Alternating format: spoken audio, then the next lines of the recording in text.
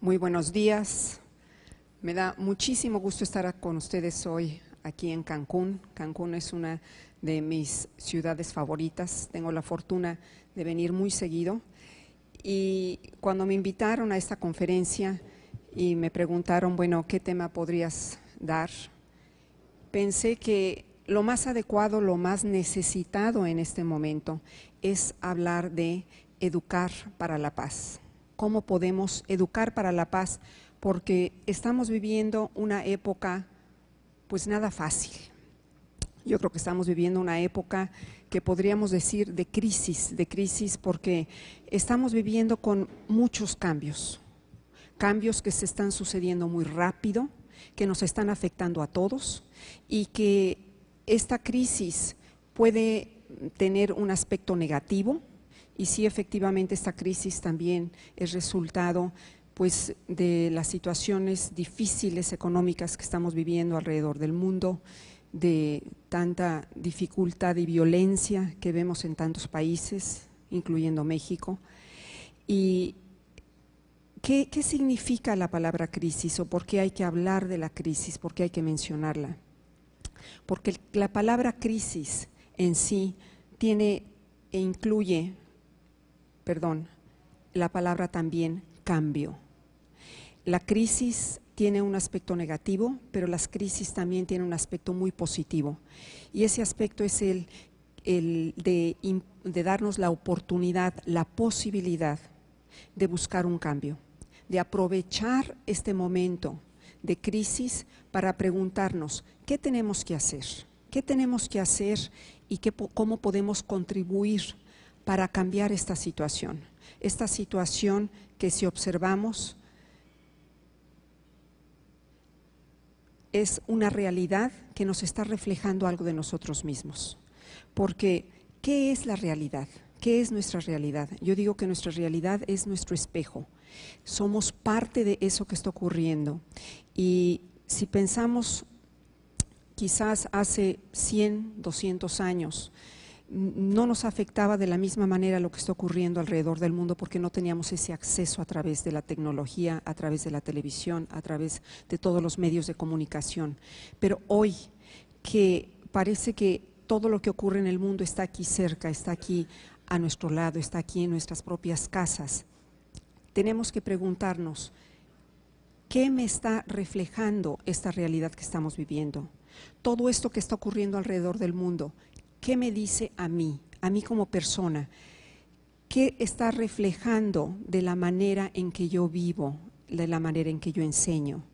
Y me da mucho gusto hablar con maestros porque soy maestra y creo que es importante revisar cómo a través de nuestro trabajo estamos afectando a todos estos niños, a todas estas generaciones. Esta realidad, esta crisis, nos muestra y nos afecta a través de la inseguridad que nos está creando. Vemos violencia, estamos viendo mucha negatividad también en nuestro medio ambiente, gran pesimismo. También vemos personas con depresión, desesperanza. Esta crisis, esta crisis lo que representa en muchas personas es una falta de esperanza. ¿Y qué es esa falta de esperanza? Esa falta de esperanza es el no poder ver claramente qué me espera a futuro, el no saber y pensar que no hay nada bueno en el futuro que me espera. Vemos en los alumnos, en muchos lugares vemos apatía, esa apatía como resultado de esa desesperanza, de no poder ver que hay un mundo positivo, un mundo de posibilidades y de oportunidades. Vemos también en los alumnos flojera y desinterés y desgraciadamente muchas veces también cinismo. Entonces, si vemos esta lista, es una lista que nos desalienta, es una lista que nos lleva a pensar, bueno, si esto es lo que estamos viendo cada vez que encendemos el televisor, cada vez que vemos un noticiero, cada vez que pensamos en los pronósticos para este año, ¿qué es lo que yo puedo hacer? ¿Soy responsable acaso yo de esta realidad? ¿Soy responsable o es algo que está ocurriendo allá afuera que no tiene nada que ver conmigo? Y si soy responsable, ¿qué es lo que puedo yo hacer? ¿Quién es el encargado o quiénes podemos producir algún cambio? ¿Y de qué manera puedo transformar esta realidad? ¿Hay algo que yo como maestro puedo hacer? ¿Y quiénes son las personas más vulnerables? Porque cuando pensamos en esta crisis, ¿quiénes son los más afectados? ¿Sobre quiénes tiene mayor impacto esta crisis? Por supuesto que en los niños y en los jóvenes, en esta juventud que es esta juventud con la cual nosotros estamos trabajando. Ellos son los más vulnerables. Entonces, ¿cómo puedo yo ayudar para que estas juventudes, para que estos niños, para que estas nuevas generaciones tengan la fortaleza, tengan la confianza para caminar hacia adelante y tengan la posibilidad de ver que sí hay un futuro para ellos, que hay un futuro positivo en donde ellos pueden lograr todo eso que están soñando? Como maestros, definitivamente tenemos muchísimo impacto.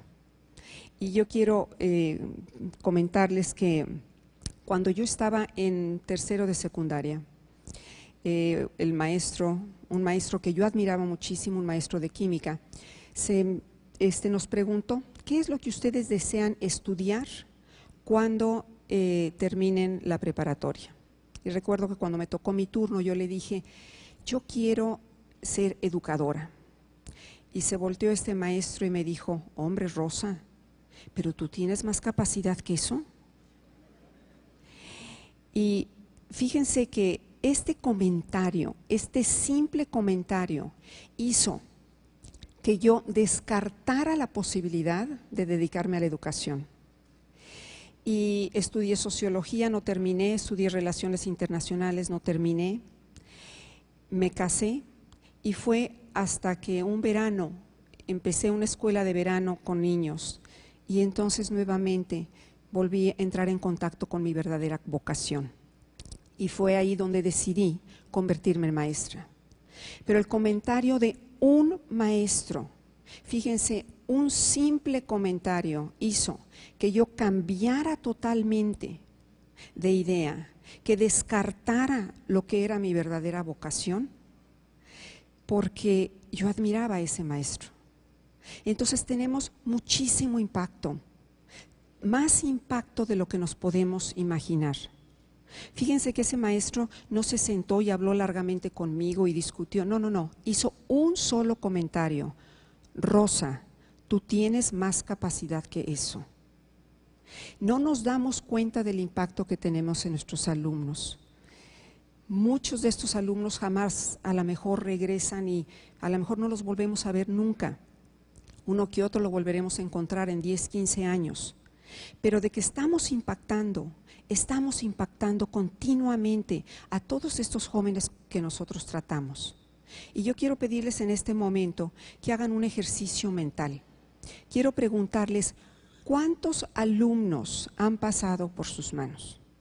Y quiero que hagan este ejercicio mental de una manera muy sencilla. Piensen en un promedio de alumnos por año y multiplíquenlo por la cantidad de años que ustedes han sido maestros. Y quiero darles ese pequeño espacio. Es importante, piensen en un número, 100, 200, 500, 6,000. ¿Cuántos alumnos han pasado por sus manos? Porque ese es el número de vidas que ustedes ya han afectado.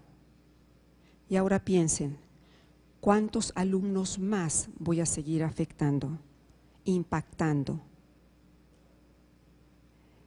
¿Por qué es importante pensar en esto? Porque en nuestro diario trabajar con ellos, esta parte a veces la olvidamos. Y cuando ya tenemos mucho tiempo siendo maestros, lo que ocurre es que a veces nos vamos perdiendo en esta cotidianidad y caemos en esta inercia y perdemos el verdadero sentido de por qué estamos aquí. Y es por eso que este tipo de conferencias yo encuentro que son tan estimulantes, porque nuevamente nos dan la oportunidad de hacer esa conexión tan importante para reabastecernos, reabastecer esa vocación, porque por algo estamos en la educación.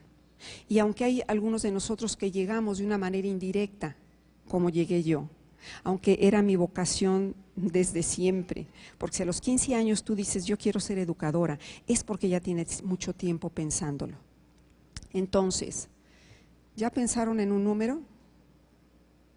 Piensen en un número. ¿Cuántos alumnos han pasado por ustedes?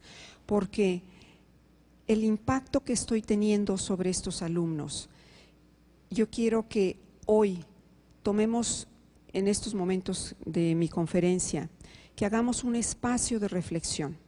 A veces recibimos mucha información, la escribimos, la anotamos, nos la llevamos a la casa, pero pocas veces tenemos la oportunidad de detenernos y reflexionar, no sobre la vida de otras personas o lo que otros están diciendo, sino sobre nosotros mismos.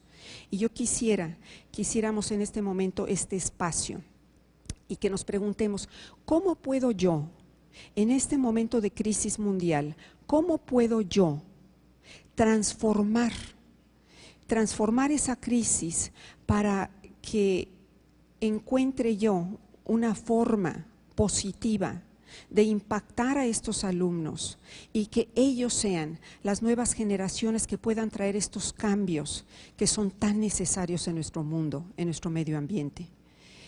Y pensando en cómo podemos hacer esa transformación, cuando estaba yo preparando esta conferencia, porque esta conferencia quiero confesarles que aunque Michael me pidió que le entregara yo la presentación en PowerPoint, yo seguía pensando que quería yo hacerle un cambio a esta presentación y quería yo encontrar una manera más clara de que nos pudiéramos preguntar ¿cómo podemos educar para la paz? ¿Cómo podemos transformar este mundo violento, este mundo difícil, tan complejo, este mundo en donde la desesperanza, esa falta de esperanza, nos está llegando de veras hasta el tuétano de los huesos? ¿Cómo podemos transformar eso? Y se me ocurrió en 3 preguntas importantes que podemos trabajar hoy. La primera es, ¿cómo enseño? La segunda es cómo manejo mis emociones y la tercera, cómo veo la vida. Creo que en estas 3 preguntas podemos resumir el cómo podemos hacer ese cambio, cómo podemos impactar de una manera positiva a nuestros alumnos. Y el cómo enseño, el cómo enseño puede llevarme a transformar esa apatía y esa flojera. A veces en los alumnos lo que estamos viendo es a veces esta falta de ganas, esta falta de interés. Y ese cómo enseño es lo que puede hacer la diferencia. Fíjense que el contenido de lo que enseñamos tiene un lugar, por supuesto, es importante, por supuesto, pero yo puedo recibir el material más maravilloso del mundo. Y dependiendo de cómo lo enseño, es que mato ese material o lo revivo. El mejor maestro puede tomar cualquier material, hacerlo interesante, vivo, estimulante. Y un mal maestro puede tomar el material más rico, más maravilloso, y lo puede convertir en basura. Entonces, el cómo enseñamos hace la diferencia. Ayer Sarah Kay hablaba del asombro, lo que es ese asombro que podemos observar en un niño muy pequeño. El niño pequeñito tiene asombro, ese asombro que es el maravillarse ante cualquier cosa que él percibe. El niño pequeño llega con eso, cualquier cosa que él ve, lo ve de esa manera abierta y se maravilla, se encanta con cualquier cosa que recibe. Pero ese asombro, desgraciadamente, si como maestros no sabemos mantener ese asombro vivo, ese asombro se va apagando Y es por eso que un niño pequeñito puede estar viendo una hormiga y puede estarla observando 20 minutos y está maravillado ese niño. Y llega el adulto y pisa la hormiga y le dice, no te va a picar. Ese adulto ya no está viendo lo que ve el niño. Ese adulto está viviendo en un mundo muy distinto. Pero nuestro trabajo como maestros es mantener ese asombro vivo, despierto, ese asombro que aún en un adolescente, si tú sabes presentar tu material, puedes interesar a esos jóvenes y mantener viva esa curiosidad, ese interés, eso que dice, quiero saber más, por favor, quiero saber más. Eso que puede llevarlo a interesarse en buscar, investigar y conocer más de lo que está él trabajando. Nuestro trabajo cuando estamos enseñando es también despertar esa capacidad de imaginación en nuestros alumnos. ¿Por qué es importante la imaginación? Porque gracias a que podemos imaginar, es que nosotros podemos sostener nuestros sueños, imaginar lo que queremos a futuro para nosotros y más adelante poder manifestar esos sueños. La imaginación es la base de toda creatividad. Y si yo como maestro no tengo la capacidad de conectarme con mis alumnos para despertar esa imaginación, para agilizarla, para mantenerla viva, entonces el alumno se va adormilando. Como maestro, pregúntate en este momento, yo como maestro, ¿despierto a mis alumnos o los duermo? Cuando estoy dando una clase, ¿están checando el reloj? ¿Están aburridos? ¿O están interesados, están atentos, están enfocados, están alertas? Hay que observar para saber qué tanto me estoy conectando, qué tanto estoy presente cuando estoy frente a ellos. Estoy en ese momento ahí, dando mi clase de una manera viva, abierta, nueva, y estoy ayudando a mis alumnos a que desarrollen su pensamiento, a que desarrollen un pensamiento abierto, un pensamiento flexible, un pensamiento maleable, porque eso es lo que necesitan los alumnos hoy. Si estamos buscando transformar el mundo, no podemos dar información que quizás está muerta, estática, rígida. La información que nosotros damos tiene siempre que ser información que está dirigida a despertar la pregunta, a que el alumno diga, ¿qué más hay? Que no demos soluciones, sino que al dar esta información, llevemos al alumno a que una pregunta lo conduzca a la que sigue, a la que sigue, a la que sigue, para que el alumno siempre esté abierto, que siempre esté pensando. Nunca nada es suficiente, siempre hay que saber más porque crecer es un proceso. Crecer es un proceso, quiere decir que estoy siempre en constante evolución, nada está estático. Entonces, si el pensamiento lo llevamos a estar abierto, flexible y maleable, esos alumnos van a estar siempre con esa sed de querer saber más. Y como maestros tenemos que pensar también que somos una conexión o un eslabón entre el alumno y el mundo. Imaginemos que estamos nosotros parados entre ese mundo y el alumno. Y el alumno está vislumbrando el mundo a través de lo que yo hablo de ese mundo. Yo soy esa conexión. ¿Y qué tipo de conexión quiero ser? Si pienso que soy ese cristal a través del cual ese alumno está percibiendo su realidad, porque a través de todo lo que yo le enseño estoy afectando el cómo el alumno ve el mundo. Entonces, ¿qué tipo de cristal quiero ser? ¿Quiero ser un cristal transparente, diáfano, limpio? ¿O soy un cristal empañado en donde estoy afectando de una manera negativa el cómo el alumno está percibiendo esa realidad? ¿Qué tipo de conexión soy? Y la siguiente manera en que puedo transformar, en que puedo cambiar o impactar cómo el alumno va a enfrentarse al mundo, es a través de cómo manejo yo mis emociones. Si observamos lo que está ocurriendo en el mundo, si pensamos en la violencia que nos rodea, ¿qué hay atrás de la violencia? ¿Qué provoca esa violencia? Atrás de esa violencia hay enojo, hay mucho enojo. Somos desgraciadamente una humanidad enojada. Hay también mucho miedo, miedo que es parte y resultado de esa violencia. Y atrás de ese miedo que hay impotencia. Sentimos miedo y nos sentimos impotentes cuando estamos viendo una realidad que no nos gusta, pero no sabemos qué hacer. No sabemos cómo reaccionar y nos sentimos inseguros.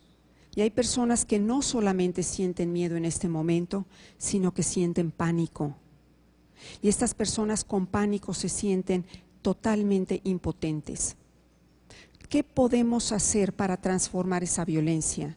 ¿Qué podemos hacer para cambiar ese sentido de impotencia, ese miedo, ese pánico que estamos observando? Pues tenemos que explorar el mundo de nuestras emociones.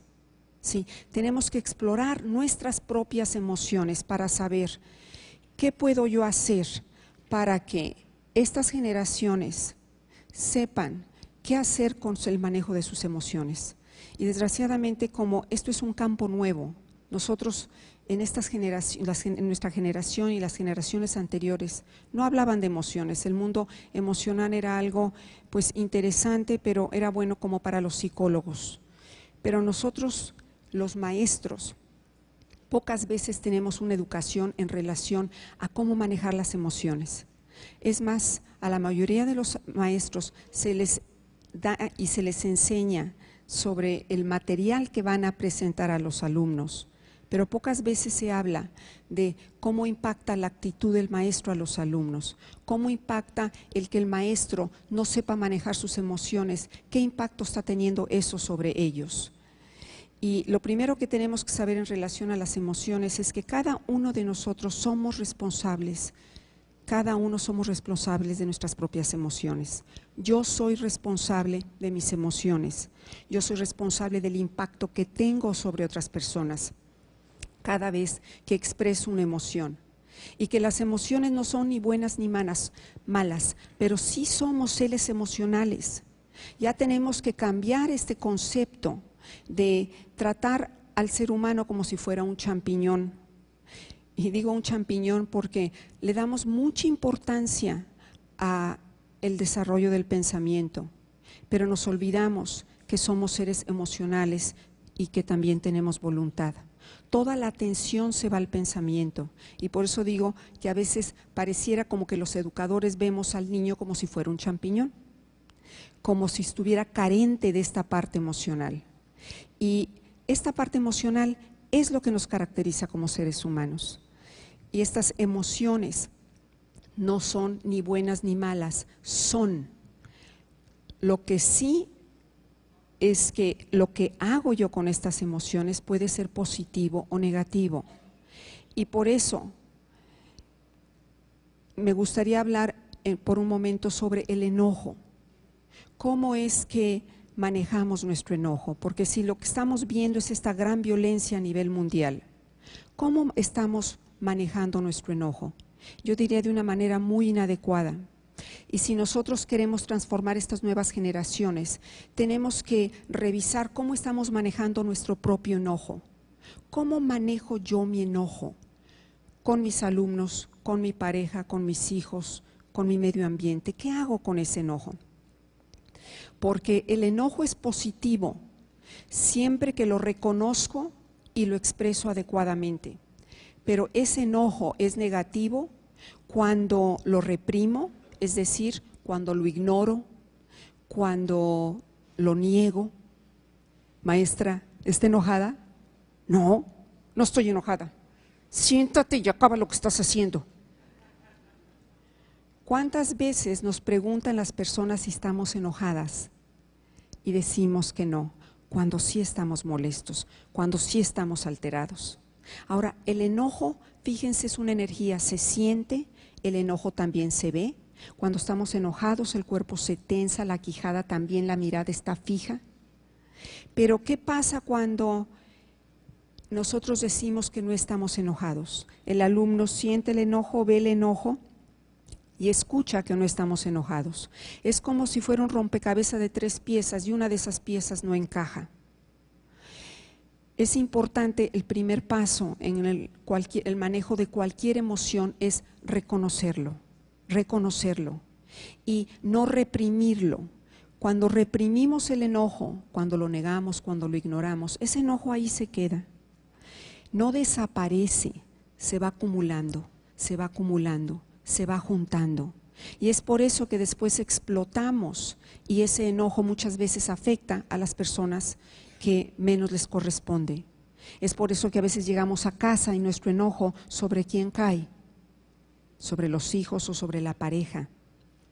Aunque el enojo a lo mejor se gestó en el trabajo o se gestó en la calle. Entonces, cuando yo expreso inadecuadamente mi enojo, es decir, cuando grito, cuando insulto, cuando humillo, cuando chantajeo, cuando manipulo, cuando golpeo, estoy lastimando. Y por supuesto, esas son maneras equivocadas de expresar el enojo.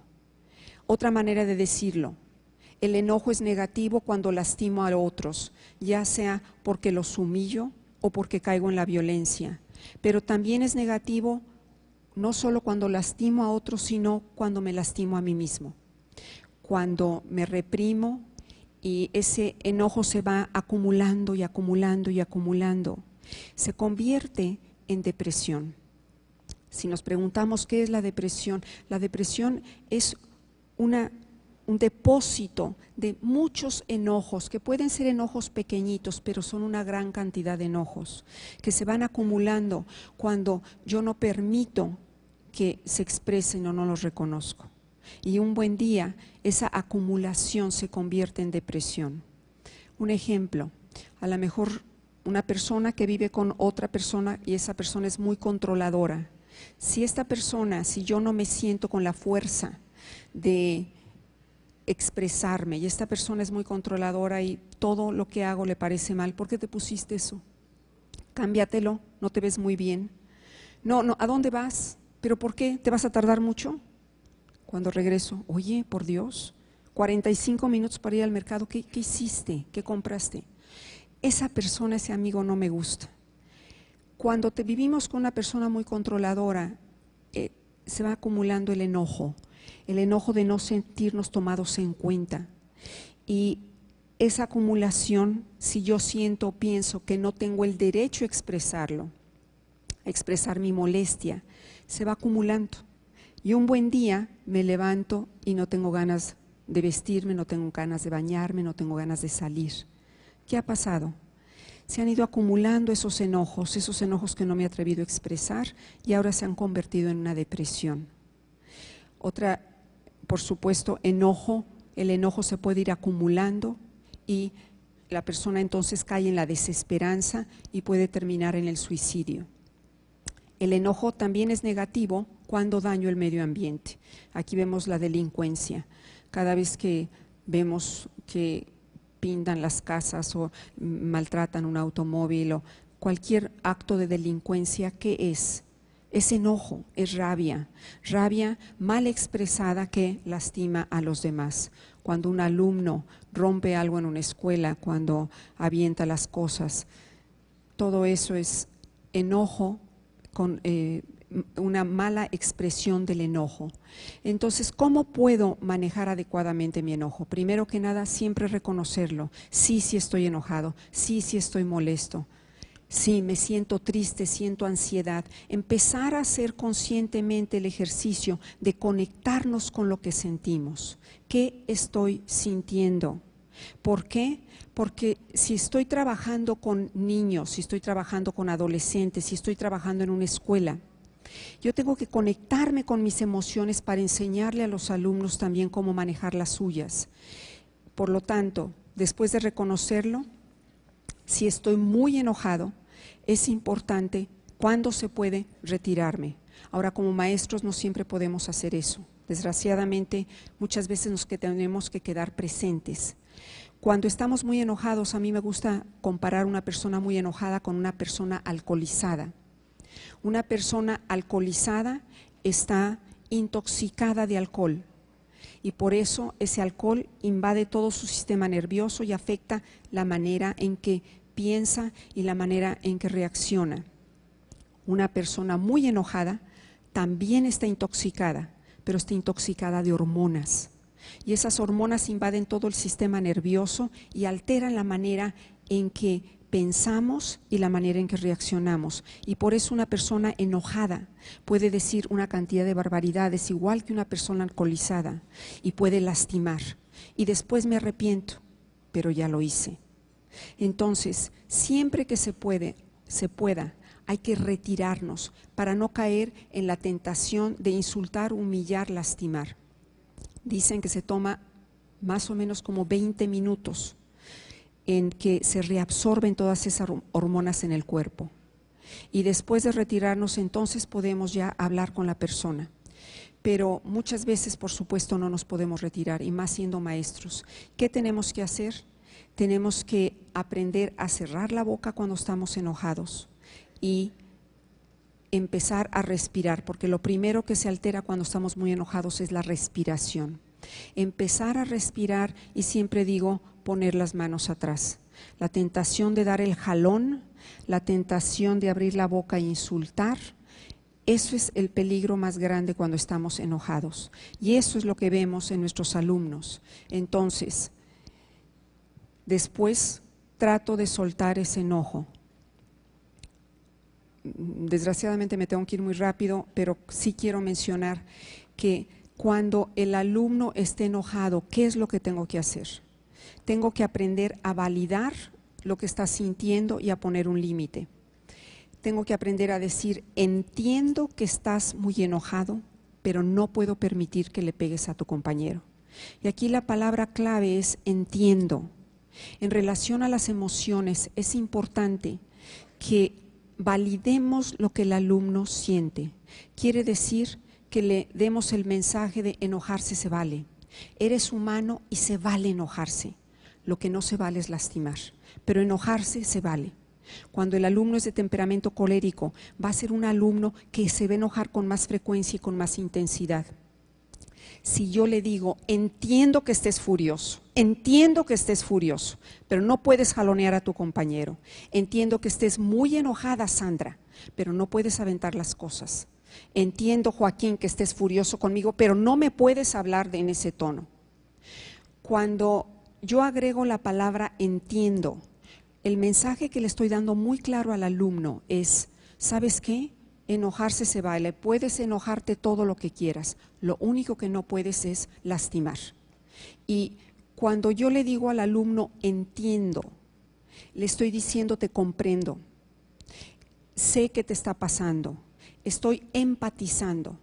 Y todos nuestros alumnos necesitan sentir que se vale sentir lo que sienten.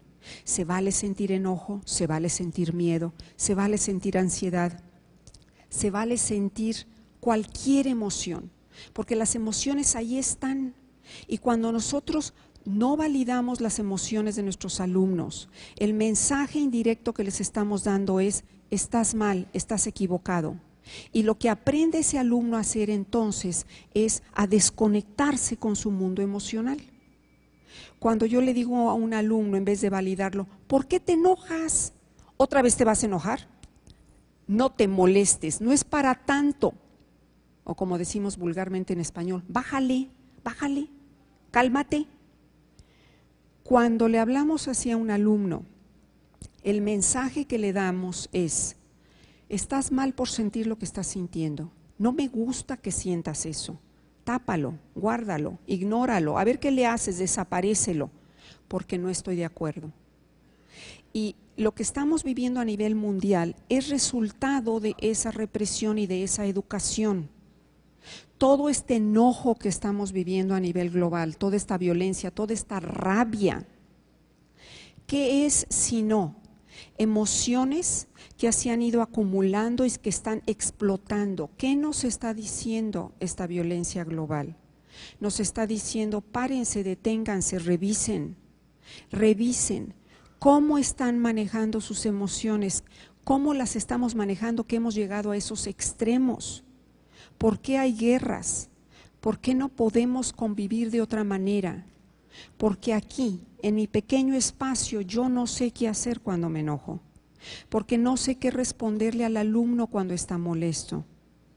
Y yo como maestro, si estoy impactando tantas vidas, yo tengo mayor responsabilidad. Porque fíjense, un padre de familia, ¿a cuántas vidas impacta? Pues vamos a decir a los hijos, a los parientes cercanos, a lo mejor las personas con las que trabaja. Pero un maestro está afectando generación tras generación tras generación. Por eso les pedí hace un rato que revisaran cuántos alumnos han pasado por sus manos y de qué manera los he impactado. ¿Qué comentarios o qué les digo en relación a lo que sienten y a sus emociones? Si yo no tomo responsabilidad de cómo estoy respondiendo ante las emociones de mis alumnos, yo no estoy contribuyendo a hacer un cambio hacia la paz. Ese cambio se gesta aquí en el cómo manejo yo mismo todo esto que siento. Entonces tengo que interesarme y es un proceso de crecimiento personal. Una vez di una conferencia en una escuela y me preguntaron, cuando empecé a hablar de las emociones, me dijeron, ay, pero aparte de saber cómo enseñar matemáticas, inglés, español, además de eso, ¿le tengo que hacer al psicólogo?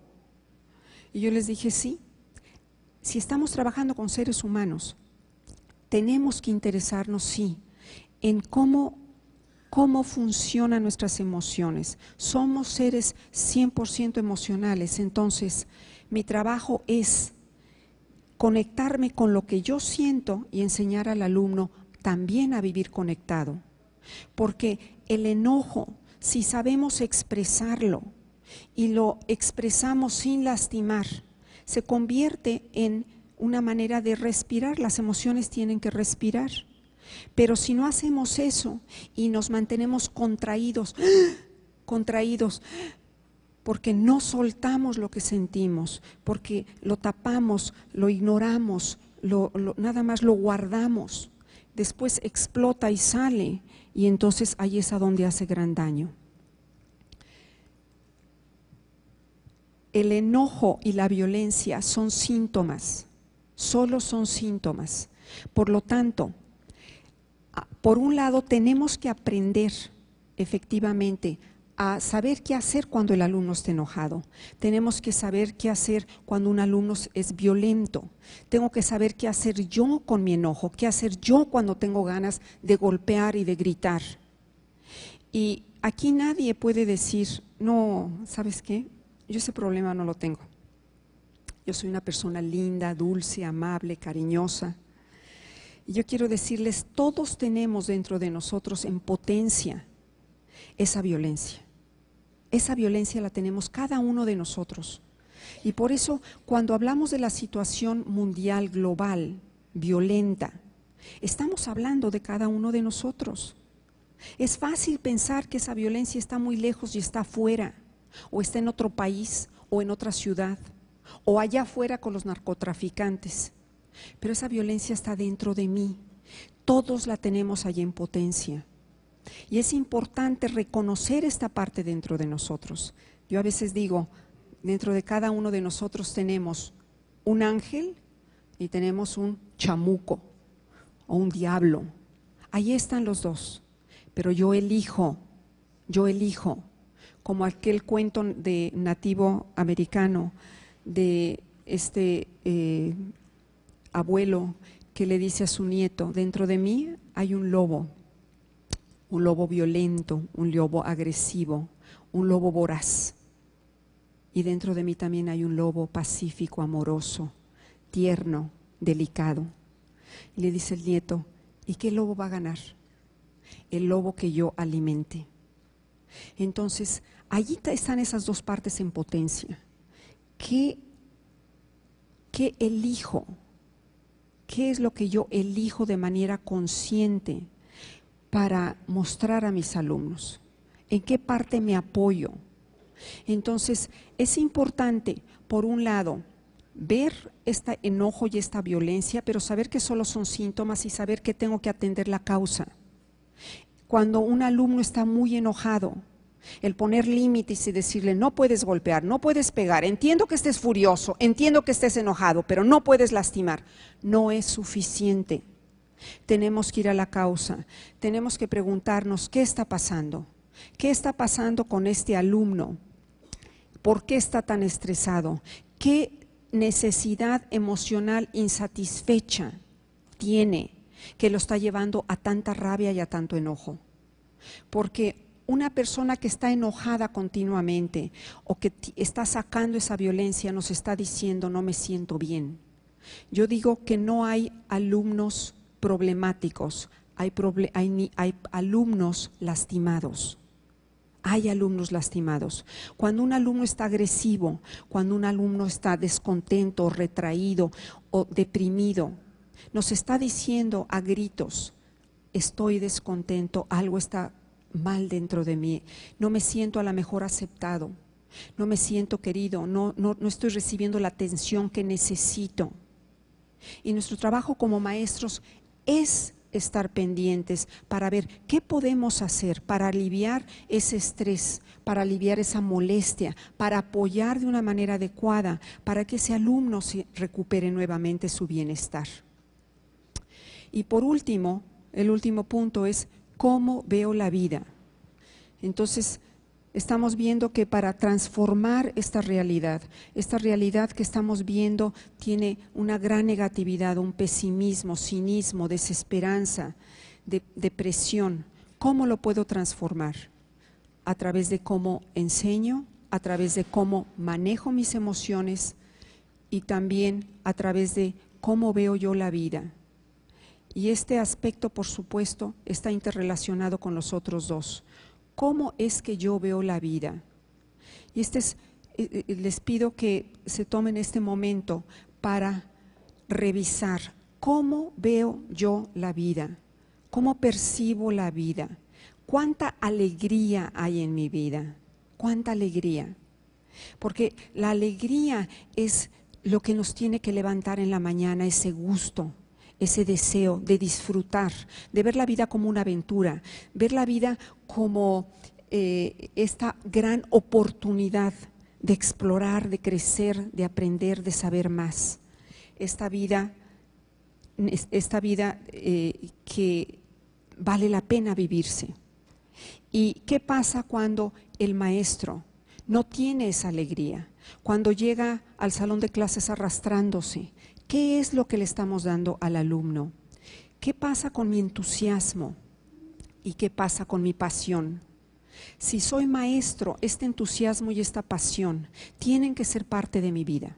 Ahora, no es posible que el entusiasmo y la pasión estén siempre presentes, porque estas son emociones que aparecen y luego decrecen. Y todas las emociones tienen esa característica. Entonces no podemos siempre tener esa pasión viva, pero sí hay que estar constantemente alimentándola para que me pueda yo conectar con esa razón de por qué soy maestro, por qué estoy aquí, por qué me levanto en la mañana, por qué quiero seguir frente a este grupo de muchachos, por qué quiero estar a cargo de esta escuela, por qué quiero afectar la educación. ¿Dónde está ese entusiasmo? ¿Dónde está esa pasión? Y estoy siendo un motivo de inspiración, porque si yo no estoy aquí para inspirar a los alumnos, si no estoy aquí para ayudarlos, alentarlos, para darles esa confianza, esa seguridad de que sí podemos ofrecerles un mejor mundo, de que ellos también pueden contribuir a ese cambio. Si yo no estoy finalmente para darles el elemento más importante, que es esperanza, entonces no tengo ningún negocio como maestro. Los maestros necesitamos ser un motivo de inspiración, y más en esta época tan difícil en donde esa negatividad parece envolvernos como una nube. Es importante hacer el contrapeso, y por eso hay que hablar de educación para la paz. Nuestro trabajo es crear ese contrapeso. Si prendemos la televisión y lo único que vemos es negativo, son juicios, críticas. Si ustedes ven un noticiero, con un noticiero tiene uno para sentir esa total desesperanza, decir, nada va a cambiar, no hay un buen futuro, no existen soluciones capaces de arreglar tantas dificultades que vemos a nivel mundial. Si nosotros como maestros no podemos ofrecerles un contrapeso a nuestros alumnos, ¿quién les puede ofrecer eso?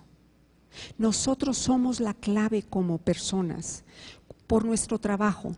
Nosotros somos la clave para poder ayudar al alumno a ver que aunque todo esto se vea negro, sí hay esperanza. Sí hay la posibilidad de ver un futuro diferente, de poder imaginarnos soluciones que en este momento no existen, pero que ahí están. Y que es a través de la manera y la forma en que yo inspiro a esos alumnos, que yo puedo alentarlos para que ellos tengan deseos de crecer y convertirse en adultos. Porque el gran problema que estamos viendo con los adolescentes es que no quieren convertirse en adultos, se quieren quedar adolescentes. ¿Y por qué? Porque no están viendo un futuro prometedor, están viendo un futuro gris, triste, apagado, opaco, aburrido. Y si nosotros como adultos no estamos frente a ellos bien plantados como ejemplos del adulto en que él se puede convertir, ¿cómo es que entonces ese adolescente va a querer convertirse en adulto? Nosotros tenemos que estar dando esa imagen y ese ejemplo del adulto en el que él se puede convertir. Nuestro trabajo es muy importante. El impacto que tenemos en nuestros alumnos es mucho mayor del que podemos imaginar. Es un privilegio ser un maestro. Yo siempre he dicho, no hay mejor trabajo en el mundo que el del maestro. Pero entrar en contacto con nuestra vocación en estos momentos tan complejos y difíciles es un verdadero reto. Hay que tomar ese reto como nuestro motivo de vida y decir, sí, yo puedo aportar algo nuevo, puedo aportar algo diferente, puedo aportar algo bueno, distinto. Y quiero aportar eso, porque mi trabajo finalmente me tiene que llevar a saber que yo puedo hacer una diferencia en cada una de estas vidas que yo toco. Y que ese impacto es a través de la actitud y de mi propio crecimiento personal. Yo no puedo ofrecer más que lo que yo soy. Entonces la pregunta es, ¿quién estoy siendo en este momento? ¿Qué puedo dar? ¿Qué puedo hacer para conectarme con mi alegría de vivir? Si me estoy sintiendo negativo, si me estoy sintiendo deprimido y triste, ¿qué puedo hacer para levantarme, energetizarme y poder contagiar a estas nuevas generaciones de algo que verdaderamente valga la vida, la pena? ¿Cómo es que puedo yo hacer esa pequeña diferencia y contribuir en cada uno de estos alumnos para que ellos tengan también una razón de vivir? Hay que conectarnos con ese día en que decidimos ser maestros, hay que revivirlo y hay que compartir nuestro entusiasmo y nuestra pasión para que de esa manera nosotros sí podamos hacer una diferencia en la vida de nuestros alumnos. Muchas gracias y quieran mucho a sus alumnos.